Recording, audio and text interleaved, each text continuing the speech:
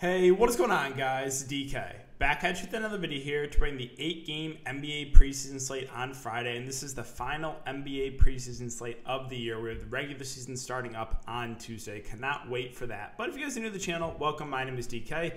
I make daily videos and live stream for NBA and NFL slates on Draftkings.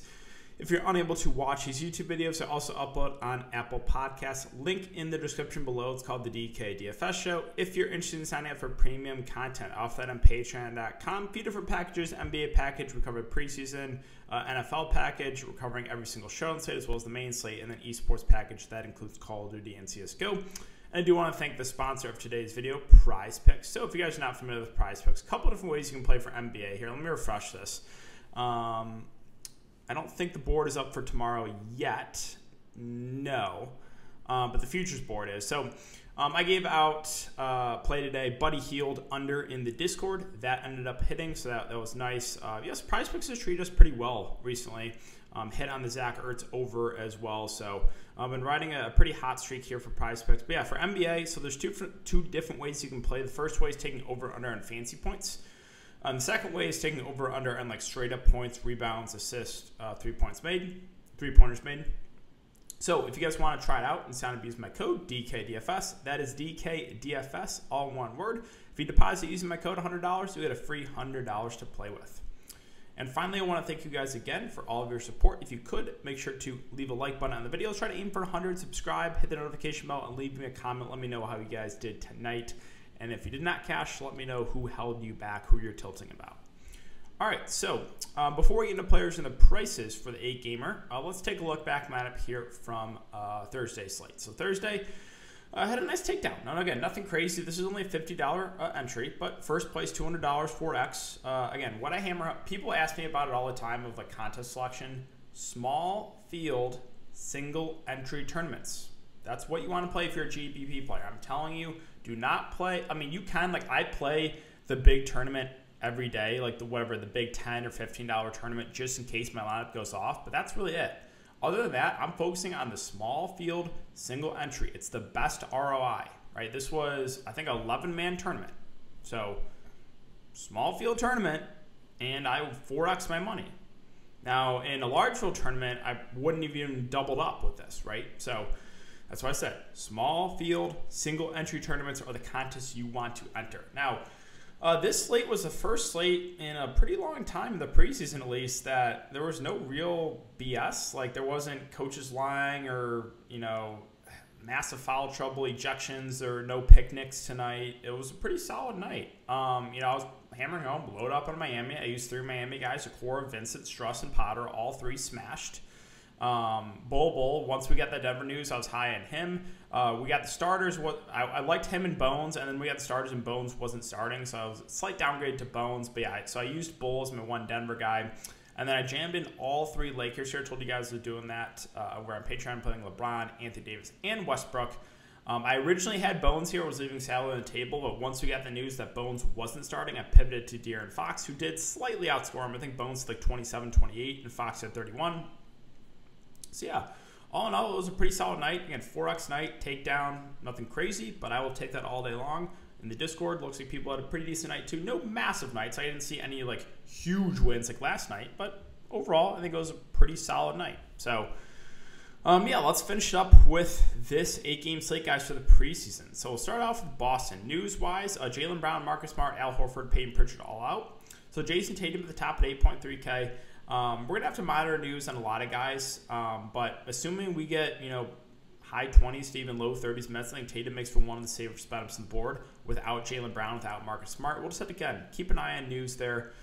Robert Williams, well, he actually shot the ball last game. I think he only shot it 4 times. Had a solid game. We know he's a solid point per minute guy, so a little bit interested in him, especially with Horford out. And then value, I actually don't mind Enes Kanter at 4.5K with no Al Horford. It should be Williams and Enes Kanter splitting the center position. And Enes Kanter is a little bit cheaper, so I think he makes for an intriguing GPP play. And then I'm curious to see what they do with the starting lineup. I would guess Schroeder starts. If he does, I think he makes for solid value as well. And moving on to Miami, so they still have everyone listed as out because, again, they rested like all of their main guys. I believe it's Jimmy. Okay, so He's still dealing with an illness. We'll see if he's available tomorrow. But other than that, I think like all the main guys should be available for Miami. I haven't heard confirmation of that. I would guess that since this is the last game, we'll get close to a dress rehearsal. And if we do, then guys like Bam Adebayo, Kyle Lowry at their respective prices look really, really solid. Tyler Hero's been playing big minutes so far in the preseason. So those three are probably the guys I'd be the most interested in for Miami. Again, keep an eye on news, though. Moving on to Cleveland. So Cleveland, minutes been a little bit up and down so far in the preseason, but a guy that's been getting consistent minutes basically every single game is Evan Mobley. I think he's one of the safer plays on the slate, consistently getting around 30 minutes. A guy that's a good rebounder, can block some shots, get some steals. Solid matchup here, too, against the Pacers. So I do think Evan Mobley is very, very safe. Don't mind Jared Allen. He's also in play. Keep an eye on Sexton News. If he's out, then the combination of, well, Garland is also, I think he'll be good. They have him listed as questionable, but yes, like Garland at 5'3", assuming he's good to go, I think that makes for a really solid price. If Sexton's out, then you can look to a guy like Ricky Rubio. But yeah, I think the main interest right now is a guy like Evan Mobley. All right, moving on to the Pacers. So I'm still tilting about that 2 nights ago, or last night I should say, when I had Sabonis and Duarte and pivoted off them because I was a little bit worried about the minutes, and they end up playing the entire game. Well, we have basically everyone that was out last game still out. Keep an eye on Brogdon. He's the only one that is, well, I guess he's doubtful, so don't expect him to play. So, I mean, the starters played the entire game last game. So I'm assuming we're going to get similar run here unless we are otherwise. So I really like Sabonis at the price, and I really like Chris Duarte. He is a guy without Malcolm Brogdon. He's going to handle the ball a lot more. He went for 21, 6, 4, 2, and 1. Again, a stat sheet stuffer. We saw that in the Summer League, so I really like Duarte. I think TJ McConnell's fine as well. Probably plays mid to high 20s minutes. So the 2 guards plus the bonus, I like a good amount. And then Miles Turner, I think, is a fair value. Not a guy that's a ton of... The way he's going to have upside if he goes for one of those games where there's like 4 or 5 blocks. But I think a relatively safe play if we get like mid-20s minutes from him. All right, moving on to Philly. So Embiid, Tobias, Ben Simmons, all out. Again, Ben Simmons, don't expect him to play. So we'll start with Andre Drummond at 6K. I really do like him. I think it was the first preseason slate when Embiid missed that Andre Drummond absolutely smashed. Again, a really, really solid point per minute guy.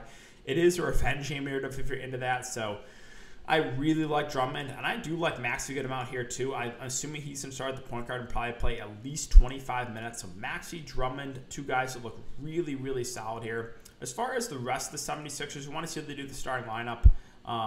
Probably Niang starts. You might see Isaiah Joe start. Maybe Korkmaz, who's a sharpshooter. Don't mind him for GPPs. And then maybe a guy like Paul Reed off the bench, who another guy that is really, really good at stuff in the stat sheet. All right, moving on to Detroit. So Detroit, Cade Cunningham out, Bay and Hayes questionable. We'll see if they end up playing. Either way, the minutes have really been spread out so far, the Pistons. So honestly, at their respective prices, it's kind of a fade unless we hear news that starters are going to play more minutes. I'm kind of just passing on Detroit. Moving on to Washington. So last game we got news of high 20s minutes for the starters. So keep an eye on that. If we do get similar run or even more, then I'm going to have interest in the same guys, meaning the 2 guards in Beal and Dinwiddie. Now, Beal, every time I play him, he shoots 10% from the field. Every time I fade him, he shoots 70% and goes to like 8 steals. So whatever I do with Beal tomorrow, you should do the opposite.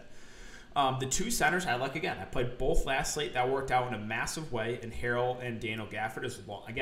As long as Daniel Gafford stays out of foul trouble and he plays over 20 minutes, he is most likely going to smash. Great shot blocker, good rebounder, just good overall fantasy point per minute guy. So I like both centers again in Harrell and Gafford. Again, the 2 guards in Dinwiddie and Beal. Kuzma shot really well last game. Same with KCP. Kind of feels like a chase, especially with KCP. I'll probably pass. Kuzma, the price is up too, so it's mainly the guards and the bigs I'm looking to. On the New York side, so I'm assuming we get big run. Again, the starters came back last game in the 4th quarter. So Julius Randle, at the moment, I think is one of the safest spend-ups.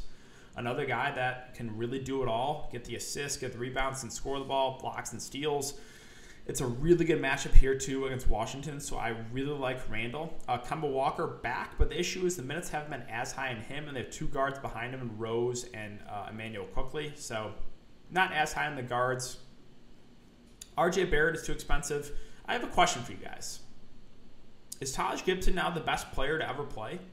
Because in the preseason so far, he's just been absolutely crushing. He's going for like 40 fantasy points a game. Like, what is happening? This is a washed-up old man Taj Gibson that is absolutely smashing. I don't know what's going on, but if this continues, you obviously want to play Taj Gibson. Again, like, what is going on here? I don't know what his stat line was. I think it was like 20 points, 9 boards, 4 assists. It was something just like absurd from Taj Gibson. So I think you got to have some interest in him the way he's been playing so far in the preseason. All right, moving on to Memphis and Chicago. So no surprise here. I like Ja Morant. Again, as I said, probably the last 3 or 4 times I've talked about Memphis. With Jonas Valanciunas no longer on this team, this is a massive usage bump to Ja Morant. Steven Adams is not a guy they're going to throw the ball to in the post, right? He's just there for putbacks and pick and rolls. That's it, and for defense. So Ja Morant is going to get way more usage. Solid matchup against Chicago. I like him a good amount here at the top. Triple J, firmly in play. A little bit of a lower floor because of the foul trouble issues, but does have upside. And then I think Steven Adams, assuming we're going to get high 20s to low 30s minutes, I think is a very safe play. So main guys we're looking to for Memphis. As far as the other options like Melton, Bane, just secondary plays for me, I'm probably not going to go there. All right, moving on to Chicago, the preseason NBA champions. Really, this core 4 of Vooch, Lonzo, LaVine, and DeRozan have absolutely been crushing so far in the preseason, and they've been getting big minutes. So assuming we're going to get a similar run of probably 25 to 30 minutes, like all 4 look pretty solid. I will say Vooch and Lonzo probably the safest options. Vooch obviously because rebounds, Lonzo can still handle the ball a good amount. But yeah, LaVine, DeRozan in play as well. And then Caruso's been getting a solid run off the bench. He's been in mid-20s minutes. I think he's a very safe play for value. So really like the main guys here for Chicago unless we hear otherwise. All right, Dallas and Milwaukee. So main guys are out for this game. Luka, Porzingis, Tim Hardaway Jr., Reggie Bullock, Tyrell Terry, all out.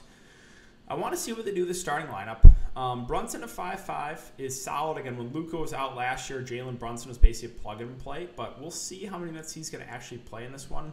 I do think an interesting value here is Eugene Amorie, who was really, really solid in the Summer League. Another guy that can stuff the stat sheet and is only 4.5K, so I like him. I think Sterling Brown is viable. Again, I want to see what they do with the starting lineup for Dallas. I'm curious to see what they do. Trey Burke is on the roster, but hasn't been playing at all. So really, Brunson, maybe Eugene, maybe a little Sterling Brown, maybe Moses Brown, but what was it, like 2 or 3 games ago, he started, played like 6 minutes, smashed, and then didn't play until garbage time in the 4th quarter. So not sure what Jason Kidd's doing here. Also, they have like 15 bigs on this roster, so it's hard to feel confident about the bigs minutes.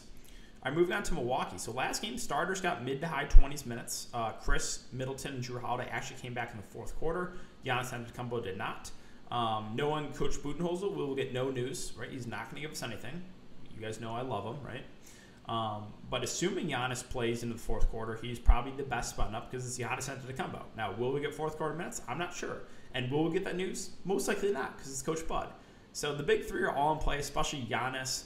Now, if we get news that a lot of guys are resting, then obviously we can look to guys like Nwora, S-Man, right? Those younger guys. So we'll see in Milwaukee. Hopefully we get news. Knowing Coach Bud, we probably won't.